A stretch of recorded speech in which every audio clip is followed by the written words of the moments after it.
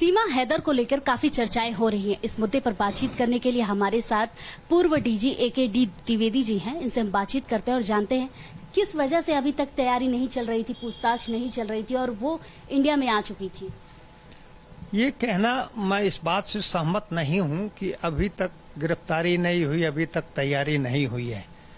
देश की और प्रदेश की तमाम इंटेलिजेंस एजेंसीज और जो संस्थाएं हैं वो अपना काम चुपचाप करती हैं। वो मीडिया में बोलती नहीं है कि मैं ये काम कर रहा हूं, मैं ये करने जा रहा हूं, अभी तक ये काम किया हूं, ये परिणाम मुझे मिला है। जो इंटेलिजेंस एजेंसीज हैं, ATS है, इसके कोई भी अधिकारी बिल्कुल मुंह नहीं खोलते हैं, चुपचाप काम करते हैं। हाँ, काम की प्रगति जो होती है अपने सीनियर अधिकारियों को बताते हैं और समय समय पर गवर्नमेंट को बताते हैं। तो वो बोलती नहीं है, खुद नहीं, कुछ अधिकारी, ATS का अधिकारी खुद नहीं कहेगा। जो कुछ मीडिया में बातें आती हैं वो जाहिर तौर पर जो लोगों को दिख जाता है वही मीडिया के लोग दिखाते हैं। इसमें कोई बुराई भी नहीं, मीडिया अपना काम करता है। कुछ कमियां नहीं लग रही है कि वो पाकिस्तान से इंडिया आ गई और फिर उसके बाद अचानक पता चलता है कि इंडिया आकर ये सारी चीजें कर रही हैं? नहीं, मुझे कोई कमी नहीं दिख रही है। ये ऐसा बड़ा साफ है, सभी को मालूम है। हमारे देश भारत का अंतर्राष्ट्रीय सीमा पाकिस्तान से, बांग्लादेश से, नेपाल, म्यांमार जैसे कई देशों से लगता है, तमाम देशों से लगता है। जो अंतर्राष्ट्रीय सीमा है देश की, उस सीमा पर कौन सी पुलिस बल, मेरा आशा है जैसे BSF है और ITBP है, असम राइफल्स है, ये कौन सा बल किस राष्ट्र की अंतर्राष्ट्रीय सीमा पर लगाया जाएगा, ये बड़ा महत्वपूर्ण और बड़ा संवेदनशील विषय होता है। भारत सरकार जिस सीमा पर ये लगाया जाना, फोर्स लगाया जाना, मान लीजिए मैं कह रहा हूँ भारत पाकिस्तान सीमा पर पुलिस बल लगाया जाना है, तो भारत सरकार पाकिस्तान सीमा पर जो हमारे राज्य हैं, देश के राज्य, उन राज्यों के अधिकारियों से, माननीय मुख्यमंत्री जी लोगों से, इंटेलिजेंस एजेंसी से काफी विचार विमर्श करके और यह देखते हुए कि उस देश से हमारे देश के संबंध कैसे हैं। अगर बड़े अच्छे संबंध हैं, जैसे नेपाल से संबंध भारत के आज से नहीं 50 साल से, सैकड़ों साल से बड़े अच्छे संबंध रहे, रोटी बेटी का रिश्ता भी रहा है। मतलब तो इस बात को ध्यान में रखते हुए अंतर्राष्ट्रीय सीमा पर पुलिस बल लगाया जाता, वो जो अलग से लगाया जाता है। जैसे यहाँ नेपाल सीमा पर SSB लगाई गई है, पाकिस्तान सीमा पर जो है वहाँ पर BSF लगाई गई है, म्यांमार की सीमा पर जो भारत की सीमा है वहाँ पर असम राइफल्स लगाई गए हैं। तो ये बड़ा सोच समझ करके लगाया जाता है, बड़ा सेंसिटिव मुद्दा होता है। नेपाल की भारत से जो सीमा है बड़ी लंबी सीमा है और जो नेपाल से हमारे भारत के संबंध है, उन संबंधों को ध्यान में रखते हुए यहाँ BSF नहीं लगाएगी भारत सरकार, असम राइफल्स नहीं लगाएगी। तो ये बड़ा सेंसिटिव मुद्दा होता है। तो इस बात को, सेंसिटिविटी हम को ध्यान में रखते हुए और उस देश से हमारे देश के संबंध कैसे हैं, इसको ध्यान में रखते हुए सीमा पर जो बल लगाया जाता है वो बड़ा महत्वपूर्ण विषय होता है। क्या ये नहीं लग रहा है कि ये कहीं ISI की सदस्य हो सकती हैं, किसी खुफिया तंत्र के तरीके से यहाँ आई हूँ और फिर चर्चा होने लगी है? मैं आपकी बात से सहमत हूँ। ये जैसा मीडिया में दिखाई और सुनाई पड़ रहा है कि साधारण प्यार मोहब्बत का मामला नहीं है कि सचिन और सीमा ये PUBG गेम्स खेलते थे और उसमें गेम खेलते खेलते प्यार हो गया और फिर वो घूमते घामते यहाँ से आकर के भारत में आ गए, UP में, नोएडा में, ग्रेटर नोएडा में रह रही हैं। ये ऐसा इतना सरल मामला नहीं है। इसमें मुझे कई और पेचीदे बिंदु प्रथम दृष्टया दिख रहे हैं। जैसे उनके पास एक तो कई पासपोर्ट मिले, कई फोन मिले, दूसरे मेरे समझ में आता जो चीजें जाहिर हो रही हैं कि बड़ी गरीब परिवार की महिला है। इसका पति जो है दुबई में गुलाम हैदर, वो बहुत साधारण सा कुछ काम करता है। तो पाकिस्तान से दुबई जाना, दुबई से नेपाल आना, नेपाल से भारत आना, इसमें काफी पैसे खर्च किए होंगे। एक महिला प्यार मोहब्बत के कारण इतने काफी रुपए जो गरीब परिवार की है खर्च करके भारत नहीं आ पाएगी। एक तो बिंदु यह है।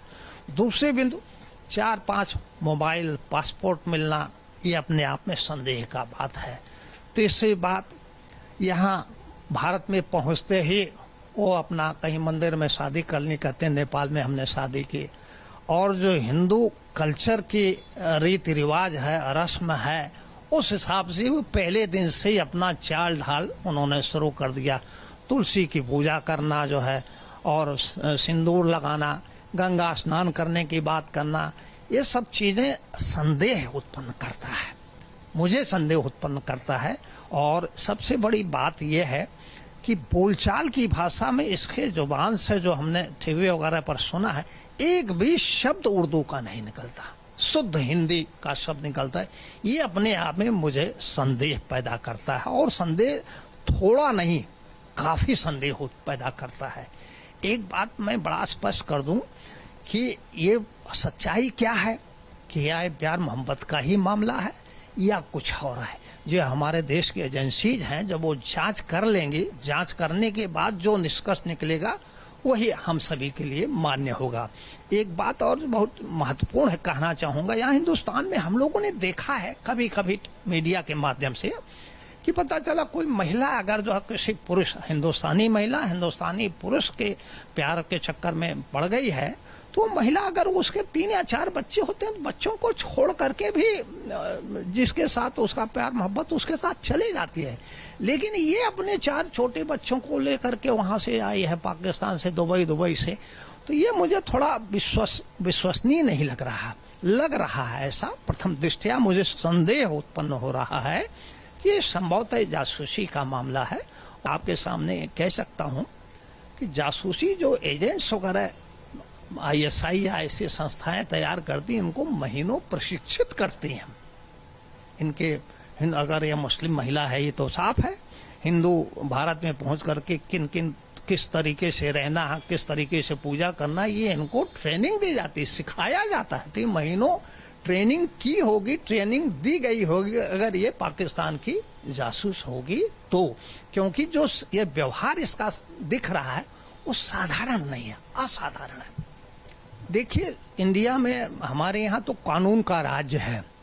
पहले गिरफ्तार हुए थे, वहाँ नोएडा पुलिस के द्वारा गिरफ्तार की गई थी, कोर्ट में प्रस्तुत की गई, कुछ दिनों बाद उनकी जमानत हो गई। सचिन गिरफ्तार हुआ और सीमा गिरफ्तार हुई, कोर्ट ने फिर कुछ समय बाद उनको जमानत दे दी। ठीक है, हमारे यहाँ ये प्रक्रिया है, कोर्ट जहाँ जरूरी समझती जमानत दे देती, चाहे वो भारत का नागरिक हो या कोई विदेशी हो।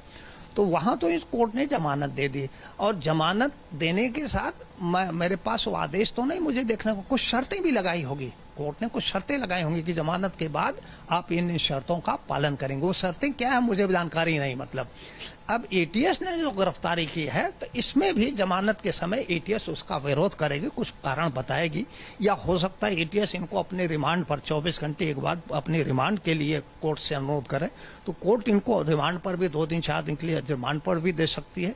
फिर इनसे पूछताछ करेगी, पूछताछ के बाद जो और बिंदु साइलेंट होंगे, अभी तक स्पष्ट नहीं हुए होंगे, उनको स्पष्ट करेगी जो है पूछताछ करके जो है। रही बात सीमा के परिवार के लोग वहाँ की पाकिस्तान की आर्मी में है, ये बिल्कुल सही हो सकता है, मतलब मुझे जानकारी नहीं, लेकिन ये सही हो सकता है। कभी मैंने देखा है पिछले कुछ दिनों में कई टीवी चैनल वगैरह पर दिखा रहे हैं लाइव कि इसका पति गुलाम हैदर जो है वहाँ दुबई में है, उससे लाइव जो है बातचीत करा रहे हैं। मुझे नहीं मालूम, और मैं कह सकता हूँ कि वो इसका पति ही है या कोई ISI का एजेंट है जो पहले से प्रशिक्षित किया गया हो। जब कभी वार्ता होगी तो आप अपना नाम गुलाम हैदर बताना। कह सकता हूं, मैं विश्वास के साथ कह सकता हूं कि कुछ भी हो सकता है। सीमा का वो पति हो सकता है और सीमा का पति वो नहीं भी हो सकता है, वो ISI का कोई बंदा हो सकता है, कोई एजेंट हो सकता है। बिल्कुल, तो ये थे पूर्व DG AKD Dwivedi. Cameraman Sarabjit के साथ मैं वर्षा शाही, भारत एक्सप्रेस, लखनऊ।